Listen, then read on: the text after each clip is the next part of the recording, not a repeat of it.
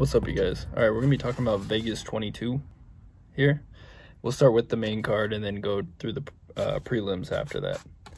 All right, in the main event, we got Brunson versus Kevin Holland. And we've seen Brunson a few times.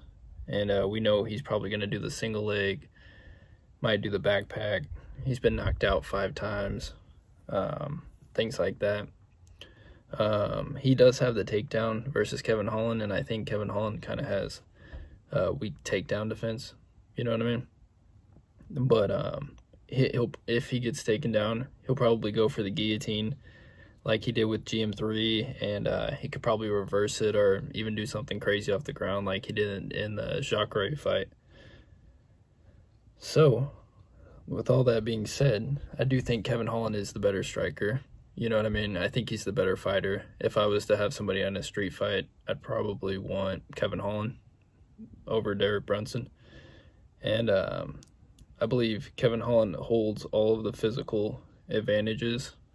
And I think the UFC knows what they're doing with this one. They don't really care about Brunson, you know. He's kind of a gatekeeper journeyman at this point. But that being said, I'm going to go with Kevin Holland. I think he's better everywhere. And his only weakness would be being held down the whole time. But is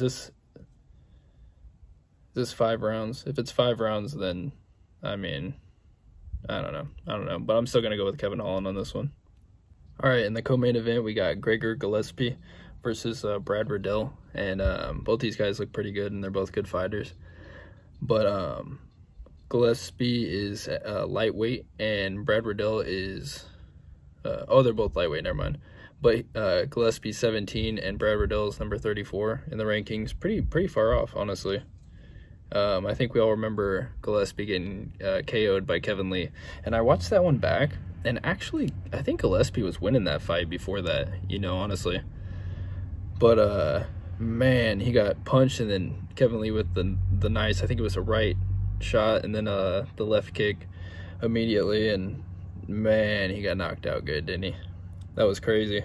But Gillespie, that being said, Gillespie does have good striking, though, you know. Don't let that fool you. That definitely leaves a bad taste in our mouth, but I mean, he is a good striker, and he sets it up for the takedown, you know. He is a wrestler, and a good one at that, and Brad Riddell has been subbed before, and he could definitely shut the lights out of Gillespie, but I think that Gillespie is the better, well-rounded fighter, even though he's a little bit lesser in the striking, I'd say, than Brad Riddell. But two really good fighters, and I'm gonna have to go with Gillespie. He's my most confident pick, I'd say, honestly. All right, we got a trash can fight. We got Tai Tuivasa versus Yanez.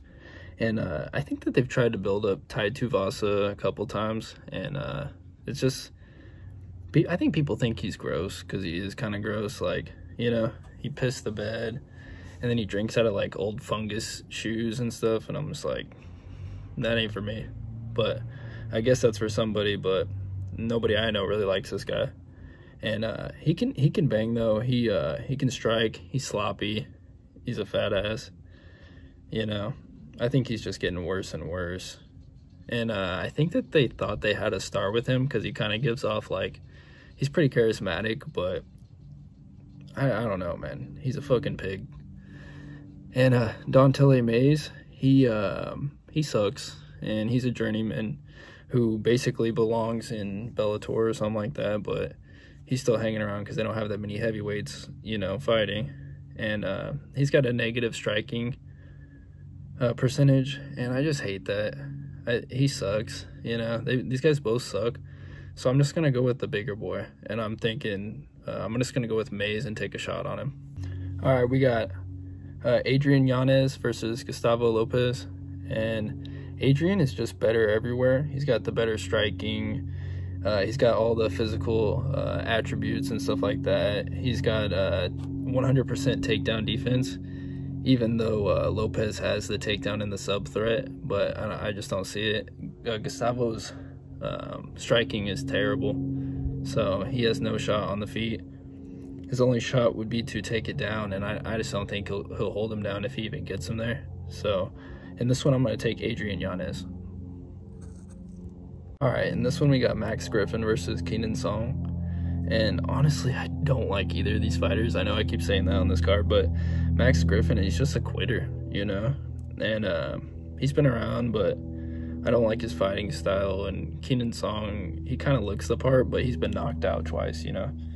These guys both suck at striking. And then, but Max Griffin has the takedown and the sub threat. And that's always good, you know? And I always lean on that lately. And especially in the past couple years. I've been leaning way heavier on the wrestling, and it's just more dominant in the sport, unfortunately. But I think both these guys are chinny. Max Griffin's been knocked out as well, and I think Keenan Song has a couple of the physical attributes.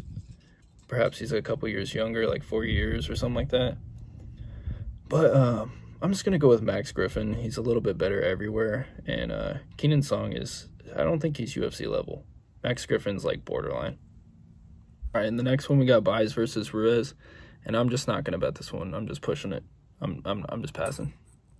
All right, in the next one we got Marion, whatever her name is, versus Macy Chiasson, and it just looks like this one's a setup for Macy to win. She's better everywhere by a lot, way better striking, way more powerful striking. She's bigger, younger, and she's got the takedown and the submission threat. She's number 13, the other girl's 12, but the skill level is definitely in favor of Macy, and Macy will probably be a future, you know, one of the top 5 or so. All right, we got Grant Dawson versus Leonardo Santos, and in this one, I'm just going to pick Grant Dawson. He is, I keep saying it, but he's better everywhere, and I think that Leonardo has a size advantage in the weight class. He's been fighting, but Grant Dawson is just better everywhere, better striking, better wrestling, and 16-1, that's impressive, man. So, Grant Dawson. Okay, now we got Trevin Giles versus Roman Dolidze, and there's already a size advantage for Roman, and there's a striking advantage, takedown, and submission advantage. And so, I mean, I just don't really see much for Trevin Giles unless he puts his boxing fundamentals together way better. But Roman can just manhandle this dude, I believe. Throw him down and then throw him in a leg lock or some shit. So I don't see Trevin doing it. Trevin's kind of a weakling. And is he the guy that's a cop outside of the thing? I don't know. But he fainted and now he doesn't have to fight Kevin Holland. I mean, what's up with that? Is that the right guy? But I'm going to go with Roman on this one. All right, in the next one we got Montel Jackson versus Jesse Straiter. And Straiter's been KO'd. He's not as good as Montel, and I think this is just a build-up fight. In fact, this is like the most heavily favored, I think, in terms of odds, and for good reason. So I'm going to go with Montel, huge hands Jackson, and yeah, he's going to knock him out probably. All right, in the next one, we got Julia Avila versus Julija Rinko, and she's been knocked out a couple times. Julia's been knocked out as well, but by better competition. And Julia's just, I mean, she's better at striking and better at takedowns. What is the other girl going to do? Nothing. So I believe this is a build-up fight for Julia, and she's going to win dominantly. All right, we got Bruno Silva versus JP Baez.